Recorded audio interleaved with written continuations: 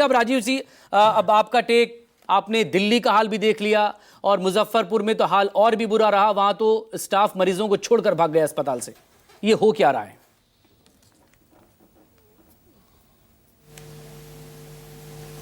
देखिए मकसूद, मुझसे आप पूछेंगे तो मैं कहूंगा घूस घूस घूस, रिश्वत रिश्वत रिश्वत। सत्ता के चेहरे बदल जाते हैं, चरित्र नहीं बदलता। और ये सिर्फ रिश्वत एक ऐसी चीज है। आज 21 लोग, आप सोचिए हिंदुस्तान में जितनी जान सस्ती है इंसान की, उतनी दुनिया के किस मुल्क में इतनी होगी, खास करके इतनी बड़ी शक्ति होने के बाद। अब आप देखिए 21 लोग जिंदा जल गए, देश की राजधानी में जिंदा जल गए, खिड़कियों से कूद गए। और उसके बाद अभी ज़्यादा दिन नहीं हुआ, विवेक विहार में एक आलीशान अपार्टमेंट में, बिल्डिंग में, जिसमें करोड़ों के फ्लैट थे, 9 लोग जिंदा जल गए, एक पूरा परिवार जिंदा जल गया। अब सवाल ये उठता है कि अब पूरे दिल्ली में अब चेकिंग होगी और सारी बातें होंगी, कहाँ फायर सेफ्टी नॉर्म्स नहीं है, कहाँ ये है, फायर एक्सटिंग्विशर है, नहीं है, जांच होगी। नतीजा क्या निकलेगा आपको मालूम है? नतीजा सिर्फ एक निकलेगा कि जो लोग इस तरह से चला रहे हैं उनके घूस का रेट बढ़ जाएगा। ये बात कहने सुनने में बड़ी अजीब लग रही होगी, लेकिन यही होगा कि घूस का रेट बढ़ जाएगा। 3 महीने 6 महीने बाद आप फिर से दिल्ली का चक्कर लगाइएगा, आपको ऐसी बिल्डिंग ऑपरेट होते हुए मिल जाएगी।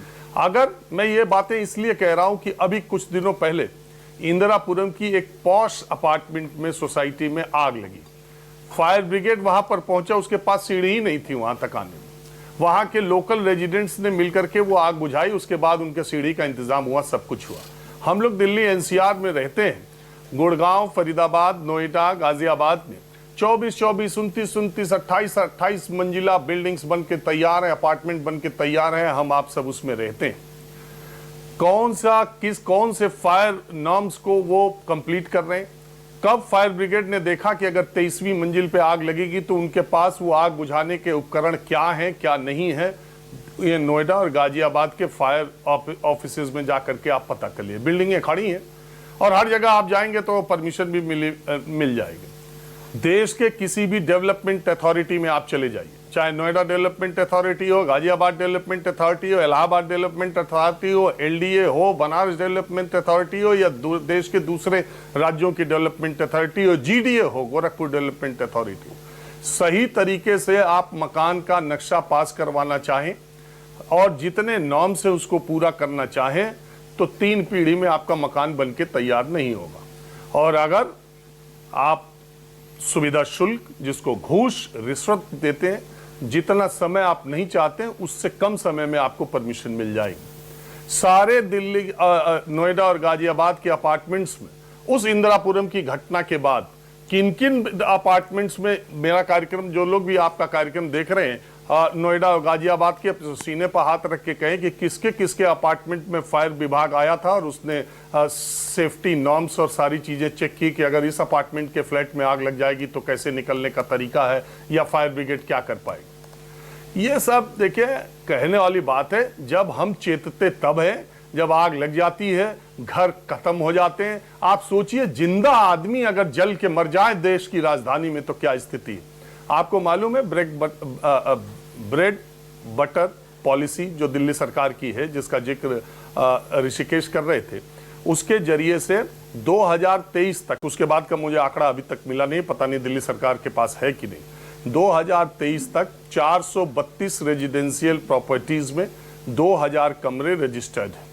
वो 432 ब्रेड बटर पॉलिसी में जो गेस्ट हाउसेज या रेस्ट हाउसेज चल रहे हैं, उनके साल भर में कितनी बार फायर चेक हुए? और अगर इस होटल में है तो इसका फायर विभाग ने इसका कब लास्ट चेक किया था वो सामने आना चाहिए, और वो ऑफिसर भी सामने आना चाहिए, और इसकी जिम्मेदारी देने की बात है ना। अब मैंने कहा होगा ये कि आज साउथ दिल्ली में ड्राइव चलाया जाएगा, सबके पास जाया जाएगा, कड़ाई की जाएगी, सब चेकिंग होगी, बाद में घूस का रेट बढ़ जाएगा। यही हमारे अपार्टमेंट के बगल में रेहड़ी पटरी वाले लोग लगाते थे, एक सांड एक बुजुर्ग व्यक्ति के पेट में सींग डाल के पलट दिया। वहां बहुत ठेले लगते थे, सब्जियां लगती थी, और उस आदमी की वहीं दर्दनाक मौत हो गई। तुरंत अथॉरिटी वाले आए, उसको पूरा खाली करा दिया, और 1 महीने बाद उससे बड़ी मार्केट वहीं पर लग गई। मैंने उनसे पूछा, ऐसे चलते हुए मैं अपना व्यक्तिगत, मैंने उनसे पूछा अरे यार ये दुकान हट गई थी फिर लगा लिए, तो उन्होंने कहा सर रेट बढ़ गया थोड़ा, पर मंथ जितना देना था उससे ज्यादा हो गया। पूरा ध्यान तो इस पर है कि गैर कानूनी जो गतिविधियां हैं वो कितनी हो सके, बदले में आपको जो व्यवस्था दी गई उसमें आपको कितना शुल्क मिल सके। मैं ये बातें क्यों कह रहा हूं, इसके ठोस आधार है। इसी जनवरी में दिल्ली हाईकोर्ट में एक जनहित याचिका दायर की गई थी। दिल्ली हाईकोर्ट ने एमसीडी, एनडीएमसी और तमाम उनको वो उसमें कहा गया था कि दिल्ली में संचालित जो गेस्ट हाउसेज हैं उसमें 52% में फायर सेफ्टी नॉर्म्स का अनुपालन नहीं हो रहा, और हाईकोर्ट ने नोटिस दिया था। इन 6 महीनों में कितने एमसीडी ने, एनडीएमसी ने या फायर विभाग ने दिल्ली ने कितने उन प्रॉपर्टीज का सर्वे किया, यह देखा जाना चाहिए, यह रिकॉर्ड देना चाहिए। इसकी जिम्मेदारी कहीं कुछ नहीं, मैंने आपको बताया ये आई वॉश होगा। अभी आप आजकल में देखेंगे सब जगह पूरे दिल्ली में चेक होगा। सबसे बड़ी बात, ब्रेड बटर पॉलिसी जो है उसको यही सरकार, दिल्ली की सरकार अभी मुझे लगता है 15 दिन पहले ड्राफ्ट पॉलिसी लेके आई, उसमें रिवीजन करने जा रहे थे। उसमें गोल्ड और सिल्वर कैटेगरी डालने जा रहे थे। उसमें कहीं बेसमेंट का जिक्र नहीं है, उसमें फायर नॉर्म्स का जिक्र है, उसमें कितना बड़ा कमरा होगा, कमोड कैसा होगा, यह सारा जिक्र है, फायर का भी जिक्र है। वो जमीन पर जाके कौन बेसमेंट से संचालित हो रहे हैं कितने होटल ना जाने। अच्छा ये पहली बार घटना घटी हो ऐसा नहीं, लखनऊ के हजरतगंज में आप भूल गए होंगे, अभी कुछ साल पहले की बात है, लखनऊ के हजरतगंज में जो कि सब हार्ट है लखनऊ का, दिल्ली उत्तर प्रदेश की राजधानी है, वहां भी जिंदा लोग होटल में जले थे और वहां भी फायर से। तो ये क्या हो रहा है, ये मैंने आपको बताया, ये अभी होगा, कुछ दिन चर्चा होगी, हम लोग न्यूज में करेंगे, 2-4 दिन ये होगा। बड़ा नियम कानून अभी पर्यटन मंत्री ने कहा है दिल्ली के कपिल मिश्रा ने कि वो bread and butter policy withdraw की जाएगी और अगर नॉर्म्स नहीं पूरे किए जाएंगे ये सब चेकिंग होगी, 1-2 महीने हल्ला गुल्ला होगा, फिर वही है घूस का रेट बढ़ जाएगा, फिर सब कुछ चलने लगेगा। ऐसा कुछ भी नहीं होगा, फिर अगली बार कोई मरेगा, फिर परिवार गायब होंगे, फिर देखा जाएगा। विवेक विहार में अगर नहीं थे तो करोड़ों के जो अपार्टमेंट बन रहे हैं, बिल्डिंग्स, पुरानी बिल्डिंग्स को तोड़ करके जो फ्लोर वाइज फ्लैट्स बन रहे हैं,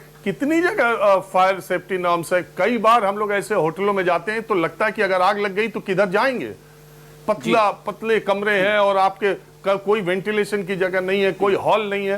पूरे देश में ऐसी प्रॉपर्टी और कोई प्रदेश इससे बचा नहीं है। मुंबई, दिल्ली सारे बड़े शहर है, लेकिन अभी चूंकि ये इतनी दर्दनाक घटना हुई है, एक जनाक्रोश सामने दिखाई दे रहा है। कुछ दिन तक ये दिखाई देगा, फिर इसके बाद सब कुछ वैसे ही चलने लगेगा। यानी कि हिंदुस्तान ऐसे ही चल रहा है, ऐसे ही आगे भी चलते रहेगा, किसी बदलाव की अपेक्षा मत करें। यानी कि हर सिस्टम पर करप्शन भारी है और जान की कीमत से ज्यादा रुपए की कीमत है। बहुत शुक्रिया राजीव जी, हमसे बात करें ना।